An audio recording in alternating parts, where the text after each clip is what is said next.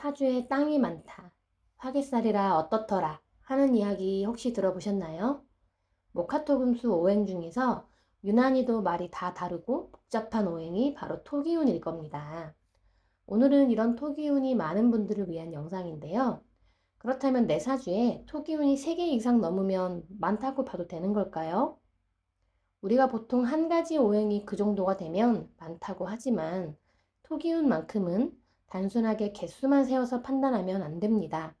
왜 그런 것인지, 그리고 토기운의 특징은 대체 무엇인지, 그래서 어떻게 해야 하는지 그 개운법도 속 시원하게 알려드릴게요.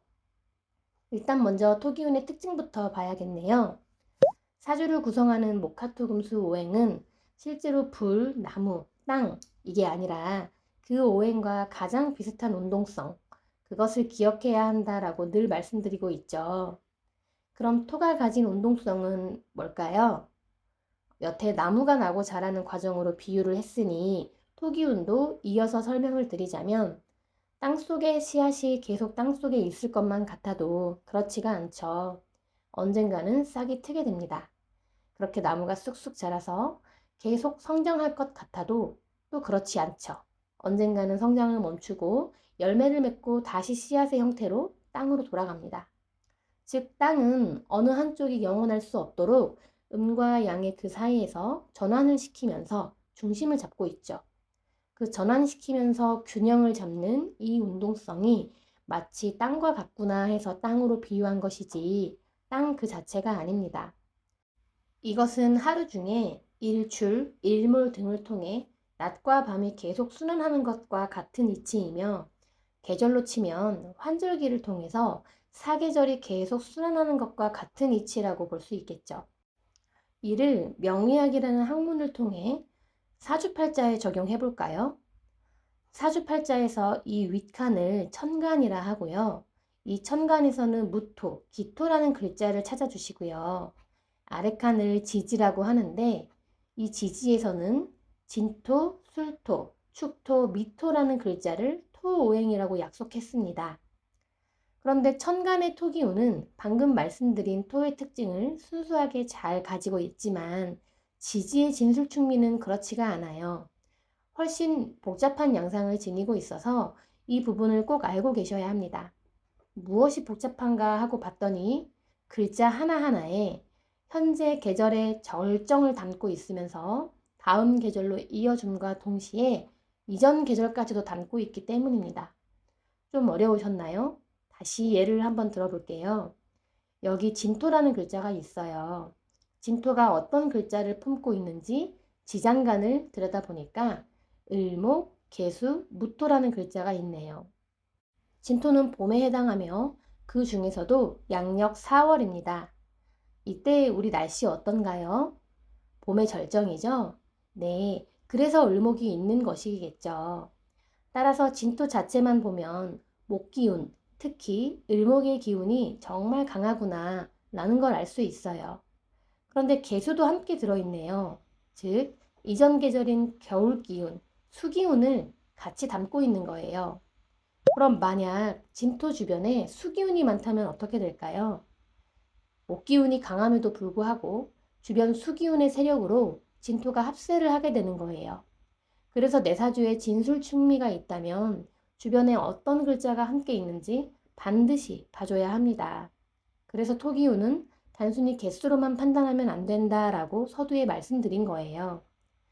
짧게 정리해보면 천간의 무기토는 오리지널 토의 특성이 맞지만 지지에서는 주변의 글자가 어떤지에 따라서 변수가 크다는 점, 그래서 다른 오행들과는 달리 개수만으로 판단해서는 안 된다는 점, 그것부터 먼저 제대로 판단할 줄 아는 것이 중요하다는 것입니다.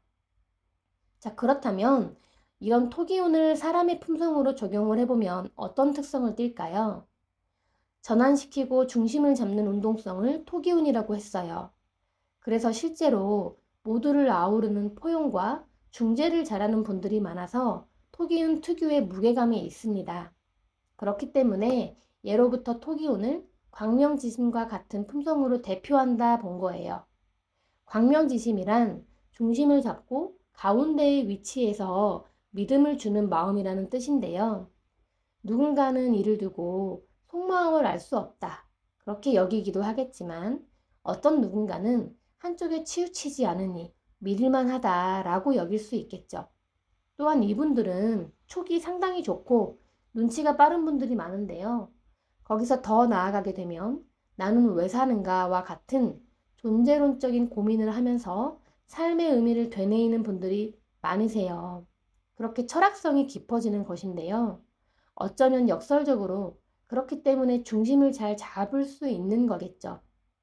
그렇다 보니 이분들은 인간관계를 맺을 때 너무 친해지는 것을 나도 모르게 경계하게 되고 보이지 않는 선을 두고 적당한 거리두기를 하는 경우도 대단히 많습니다. 이것이 지나쳤을 때 보수적이고 융통성이 좀 부족하다라고 느낄 수는 있겠죠. 그리고 또 한 가지 특징은 뭐 하나에 꽂히면 대단히 파고드는 탐구력과 몰입성이 좋아서 한 번 덕후가 되면 그 통찰력과 저력이 대단합니다. 이 부분은 지지의 미토를 가지고 있어도 이런 특성이 나타납니다. 그래서 처음에는 두각이 잘 드러나지 않아도 시간이 지나면서 서서히 존재감이 드러나는 대기만성형 유형이 많습니다. 그렇다 보니 한 가지 조심할 점은 있겠네요.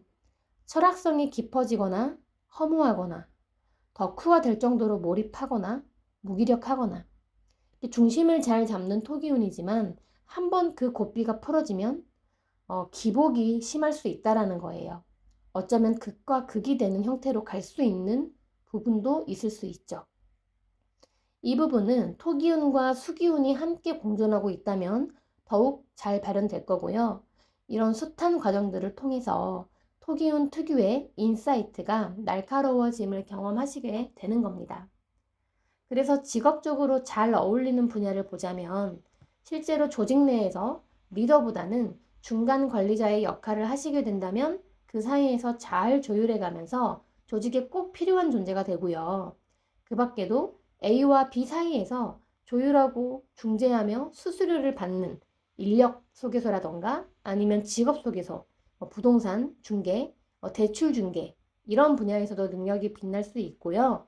더 나아가서는 국가 사이를 서로 조율하고 분쟁을 해결해가는 외교 협상이나 헤드헌트와 같이 스카웃을 통해 소개시켜주는 그런 직군에서도 자신의 능력을 잘 발휘하실 수 있습니다.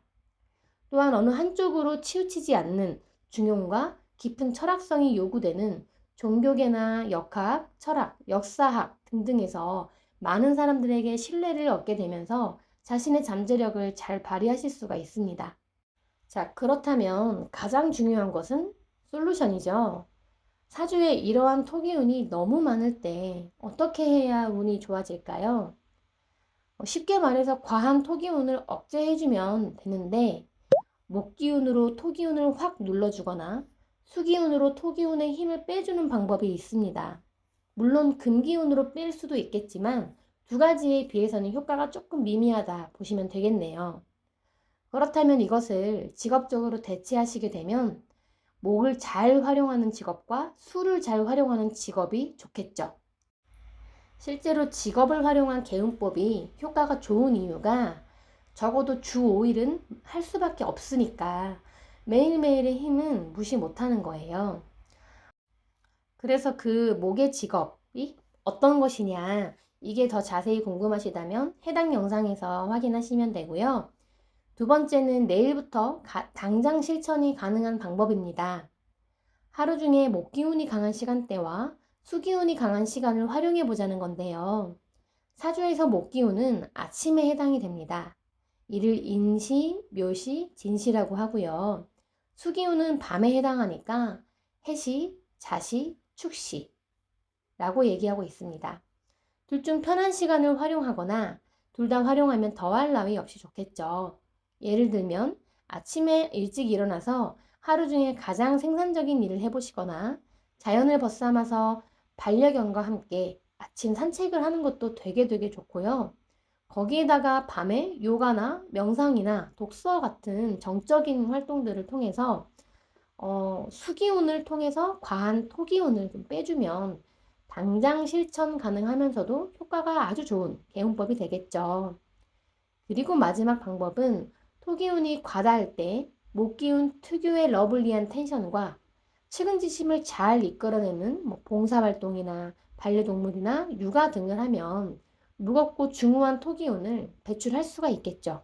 또한 수기운을 잘 활용해서 여행이나 캠핑 등을 통해서 힐링을 하는 것도 좋은 방법이 되겠네요. 이 외에도 나는 이렇게 개운하고 있다. 꿀팁 있으시면 댓글 마구마구 달아주시고요. 늘 중심을 지키며 믿음을 주시는 우리 토부자분들, 오늘 하루는 저에게 광명지심을 써서 구독, 좋아요 잊지 마시고요. 새해 복 많이 받으십시오. 감사합니다.